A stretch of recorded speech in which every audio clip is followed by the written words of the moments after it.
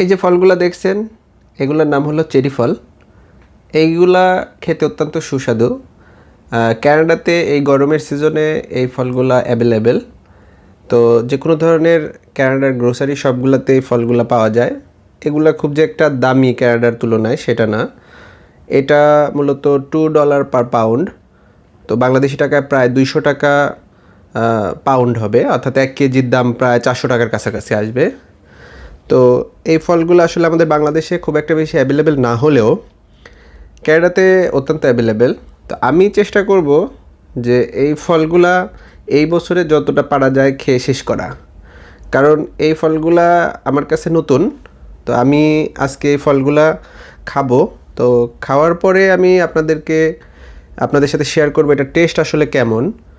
তো আমি ফলটা খাই, খাওয়ার পরে আপনাদের সাথে টেস্ট ব্যাপারটা একটু শেয়ার করি। অত্যন্ত রসালো ফল। এই যে একটা ছোটো একটা বিচি আছে ভেতরে। তো